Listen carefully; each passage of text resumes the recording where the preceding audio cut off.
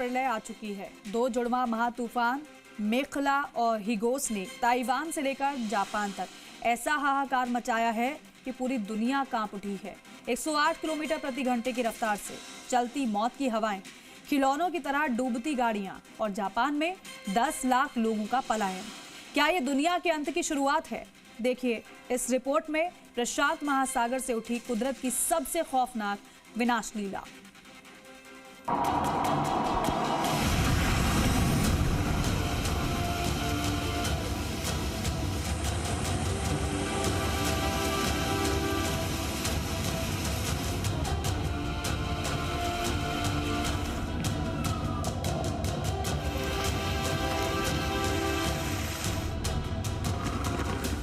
प्रशांत महासागर की कोख से उठी मौत की वो लहरें जिसने ताइवान से लेकर जापान तक हाहाकार मचा दिया है। आसमान से बरसती आफत और 108 किलोमीटर प्रति घंटे की रफ्तार से चलती ये कांपती हवाएं गवाही दे रही हैं कि कुदरत इस वक्त प्रचंड गुस्से में है।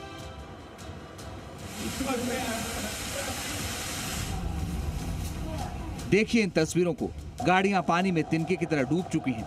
मूसलाधार बारिश और तूफान से लोग बेहाल हैं। सांसें हलक में अटकी हैं।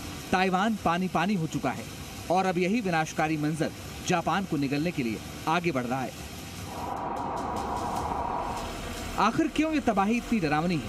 क्योंकि इस बार खतरा अकेला नहीं बल्कि दोगुना है। प्रशांत महासागर में दो विनाशकारी चक्रवात मेंखला और हिगोस एक साथ एक्टिव हुए हैं।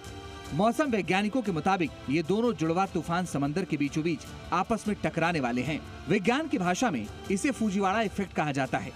इन दोनों के टकराने से ताकत कई गुना बढ़ जाती है। यही फुजीवाड़ा इफेक्ट दोनों देशों के लिए काल बन चुका है, क्योंकि टकराने के बाद ये किस दिशा में जाएंगे और कितनी तबाही मचाएंगे इसका सटीक अंदाजा लगाना नामुमकिन है।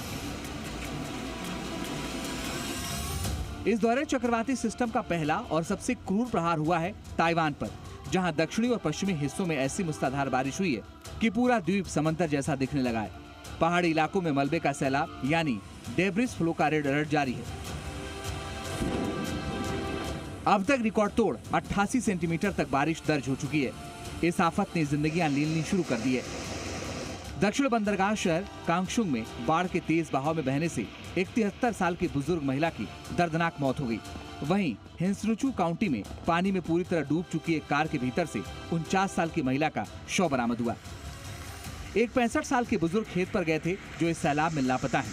जिंदगी और मौत के बीच ये जंग बेहद खौफनाक हो चुकी है।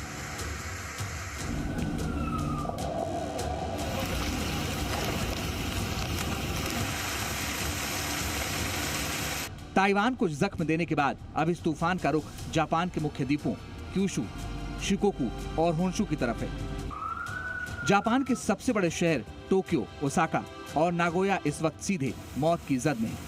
सरकार ने आनन फानन में हाई अलर्ट जारी करते हुए 10 लाख से अधिक नागरिकों को तुरंत घर छोड़ने और सुरक्षित शहरों में जाने का कड़ा आदेश दिया है। जापान सरकार ने चेतावनी जारी करते हुए बताया कि आपदा के स्तर की बारिश है। कागोशिमा में इमारतें डूब चुकी हैं, कई लोग घायल हैं। क्योटो और ओसाका में नदियां खतरे के निशान को पार कर चुकी हैं। लोगों से कहा गया कि जान बचानी है तो तुरंत ऊंचे स्थानों पर भागें। चक्रवात के इस खौफ ने जापान की रफ्तार पर ब्रेक लगा दिया है। जापान एयरलाइंस और ऑल निप्पॉन एयरवेज की 120 से ज्यादा उड़ानें रद्द हैं। मूसलाधार बारिश और तूफान की वजह से ट्रेनों की रफ्तार धीमी पड़ गई है। कुल मिलाकर प्रशांत महासागर के इन जुड़वा सुरमाओं ने ताइवान को डुबो दिया है और जापान को घुटनों पर ला दिया है। ताइवान को जख्म देने के बाद अब इस तूफान का रुख जापान के मुख्य द्वीपों क्यूशू, शिकोकू और होन्शु की तरफ है। जापान के सबसे बड़े शहर टोक्यो, ओसाका और नागोया इस वक्त सीधे मौत की जद में है। सरकार ने आनन फानन में हाई अलर्ट जारी करते हुए 10 लाख से अधिक नागरिकों को तुरंत घर छोड़ने और सुरक्षित शहरों में जाने का कड़ा आदेश दिया है। जापान सरकार ने चेतावनी जारी करते हुए बताया कि आपदा के स्तर की बारिश है। कागोशिमा में इमारतें डूब चुकी हैं, कई लोग घायल हैं। क्योटो और ओसाका में नदियां खतरे के निशान को पार कर चुकी हैं। लोगों से कहा गया कि जान बचानी है तो तुरंत ऊंचे स्थानों पर भागें।